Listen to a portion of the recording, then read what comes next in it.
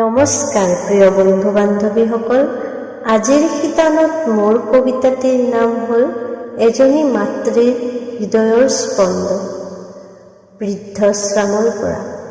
বন্ধু বান্ধৱীসকল, এই কবিতাটিৰ জৰিয়তে মই বৃদ্ধাশ্ৰমত থকা আমাৰ আইসকলৰ যি হৃদয়ৰ স্পন্দন হয়, যি বেদনা হয়, তাকে এই কবিতাটিৰ মাজেৰে ফুটাই উঠাবলৈ যত্ন কৰিছোঁ।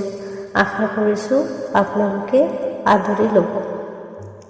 আজিকালি মই খুব হাঁহি থাকোঁ, দুখ ভাগৰ একো নালাগে। কাৰোবাৰ দানত ভাত এমুঠি খাইছোঁ আৰু জীৱন যাত্ৰা অবিৰতভাৱে চলাই গৈছোঁ। অপেক্ষা মাথো মৃত্যুৰ। শুনৈ, তই কুশলে থাকিবি, মই বৃদ্ধাশ্ৰমত সাৰে আছোঁ।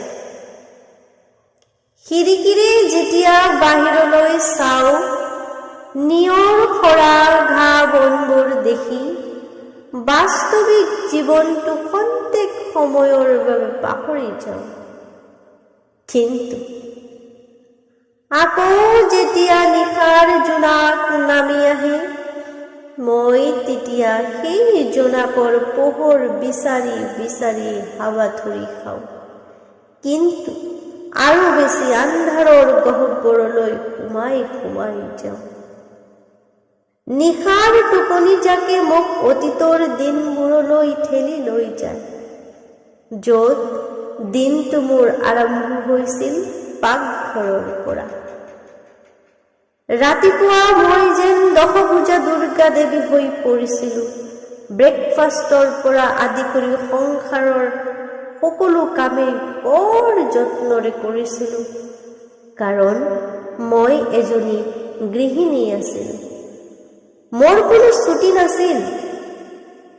কামৰ সময় আছিল ৰাতিপুৱা 6 বজাৰ পৰা ৰাতি 10 বজালৈ।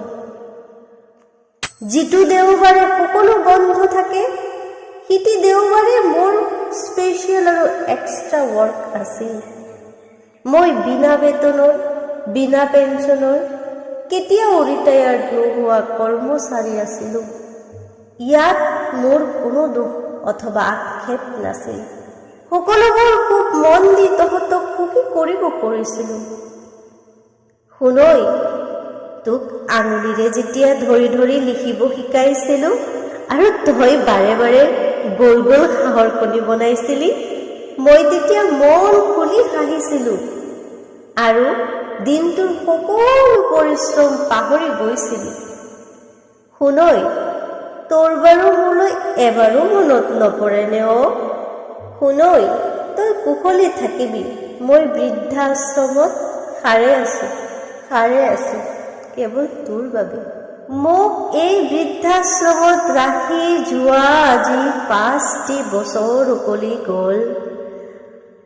তোৰ আজিও এপাক মোক চাবলৈ সময় নহ'ল। তোৰ বাৰু মন নাযায়নে? মই কিন্তু নোৱাৰিছিলোঁ। শুন, তই যেতিয়া প্ৰথম স্কুললৈ গৈছিলি, মোৰ আজিও মনত পৰে। মোৰ কাৰণে তই বাৰে বাৰে ফেকুৰি কান্দিছিলি। ময়ো তেতিয়া খিৰিকীৰে তোলৈ জুমি জুমি চাই কান্দিছিলোঁ। আৰু ছুটিৰ পিছত ঘৰলৈ আহি তই কৈছিলি, আই, মই তোক এৰি আৰু স্কুলত নাযাওঁ। আই, তোলৈ মোৰ বৰ মনত পৰে। তেতিয়া মই তোক কৈছিলোঁ, শুন, যদি এনেকুৱা কৰ পঢ়িবি কেনেকৈ? আৰু নপঢ়িলে জানো ডাঙৰ মানুহ হ'ব পাৰিবি?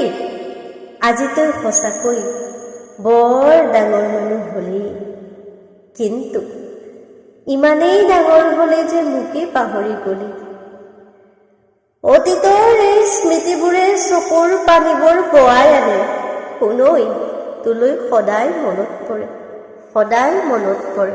ঐ, তই কুশলে থাকিবি, মই বৃদ্ধাশ্ৰমত সাৰে আছোঁ কেৱল তোৰ বাবে। মোৰ আজিও মনত পৰে, যেতিয়া তই নৰিয়া হৈ বিচনাত পৰি আছিলি, কত ৰাতি মই ওজাগৰি কটাইছিলোঁ।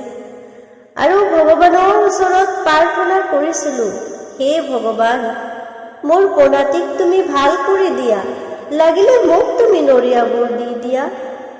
আজি মই অকণো শুব পৰা নাই অসুল, কিন্তু তই ক'ত ক'ত তই তই সময় পালে এপাক আহিবিচোন। মই এতিয়াও সাৰে আছো কেৱল তোৰ বাবে। ধন্যবাদ শ্ৰোতা বন্ধু বান্ধৱীসকল। মই এই কবিতাটিৰ মাজেৰে মোৰ সকলো বন্ধু বান্ধৱীলৈকে এইটোৱে অনুৰোধ কৰিব বিচাৰিছোঁ যে মা দেউতা আমাৰ ভগৱানে নিজে আহিব পৰা নাই কাৰণেই মা দেউতাক পঠাইছে। গতিকে তেওঁলোকক অকণো দুখ দিয়াটো আমাৰ কোনো পধ্যেই উচিত নহয়। শ্ৰোতা বন্ধু বান্ধৱীসকল, মোৰ সকলোলৈ অনুৰোধ, মা আৰু দেউতাক সকলোৱে ভাল পাবলৈ শিকক আৰু